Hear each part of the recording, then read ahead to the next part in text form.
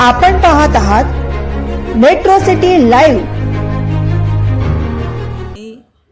त्यांना पाहिजे असलेल्या काही जागा मनसेच्या कोट्यात गेल्या। आम्ही त्यांना सांगितलं की त्यासाठी तुम्ही मनसे प्रमुख राज ठाकरे यांच्याशी चर्चा करा, पण आमच्याकडनं हा विषय आम्ही संपवला। आपल्याकडून देखील सावध भूमिका घेतली जाते। ज्या ठिकाणी वाद आहे, खास करून मनसे ठिकाणी शिवडे असेल, वरळी असेल किंवा माहीम असेल, त्या ठिकाणची युनिफॉर्मचं वाटप अजून अद्याप होईल ना। काल रात्री पहाटे 3 वाजेपर्यंत युनिफॉर्मचं वाटप सुरू होतं। एखाद्या पक्षाचे प्रमुख पहाटेपर्यंत कधी जागतात का? आमचे पक्षप्रमुख पहाटे 3-3:30 वाजेपर्यंत कार्यकर्त्यांशी संवाद साधत होते त्या भागातल्या, आणि उरलेले आता दुपारी 12 वाजेपर्यंत पूर्ण होतील। आज द्यावेच लागतील। राऊत साहेब, एक मराठी प्रश्न आहे। गौतम अदानी असं म्हणत आहेत की शरद पवार हे त्यांचे मार्गदर्शक आहेत। मग त्याच काय झालं? सुप्रिया सुळे असं म्हणतात की गौतम अदानी हे त्यांना भावा समान आहे।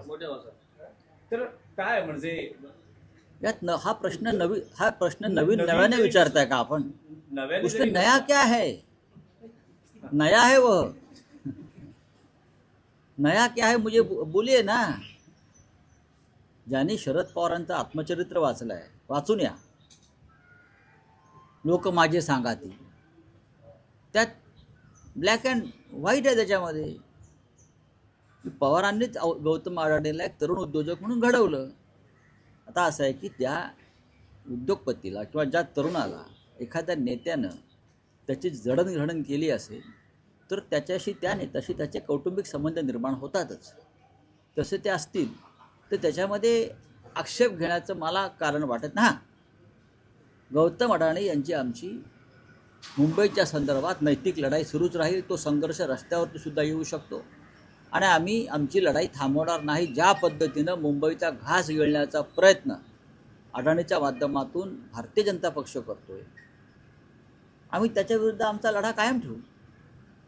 त्याच्यामध्ये कोणी येतील ते येतील, आलात तर तुमच्यासोबत, नाहीतर तुमच्याशिवाय। ज्यांना मुंबईविषयी प्रेम आहे, मराठी माणसाविषयी प्रेम आहे, ते गौतम अडाणीच्या या राक्षसी वृत्तीला विरोध करतात।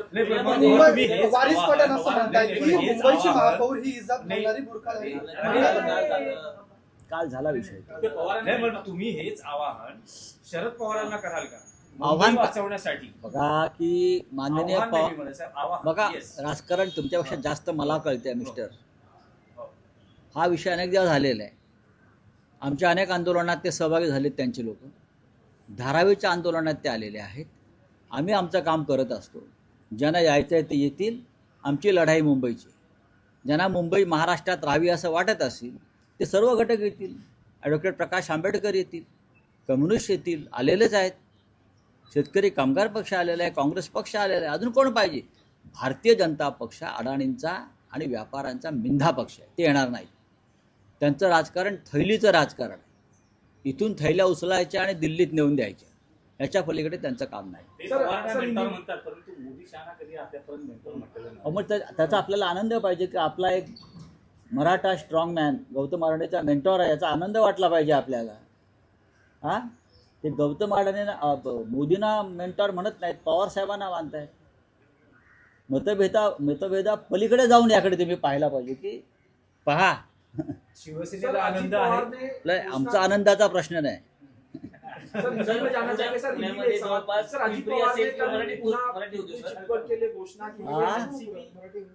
शरद पवार और अजीत पवार साथ में आ रहे हैं यहाँ मुंबई में। आप बोल रहे हैं आपने जगह छोड़ी है शरद पवार के लिए, क्या कहना चाहते हैं? देखिए, ये पिंपरी चिंचवड़ का तक सीमित मुद्दा है।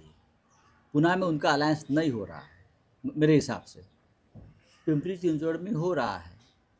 अब जवाब उनको देना है ना। आप बीजेपी के साथ जा रहे हो, जवाब अजीत पवार को देना है, बीजेपी को, उनके बॉस अमित शाह को। जिस शरद पवार जी के साथ बीजेपी लड़ रही है, उनके साथ आप अलायंस कर रहे हो, तो उनको जवाब देना पड़ेगा अमित शाह को। हाँ, और जिस बीजेपी के साथ आपका विरोध रहा हमेशा, तो एनसीपी बीजेपी के साथ जा रही है, तो जवाब देना पड़ेगा पवार साहब को। आप उनसे सवाल पूछिए। सर, कल आपने कहा 3 बजे तक उद्धव ठाकरे यूनिफॉर्म बांटने की दे रहे थे लोगों को, उसमें कुछ मतभेद हुई दो नेताओं के बीच में, मनमुटाव हुआ और एक नेता मीटिंग छोड़ के चले गए, क्या कहें? आपके पास बहुत बड़ी खबर है। मैं पार्टी का नेता हूँ, मेरे पास खबर नहीं है। हाँ, ये अंदर की बात आपके पास कैसे आती है? नाही राऊत साहेब, हाच मराठीत प्रश्न आहे.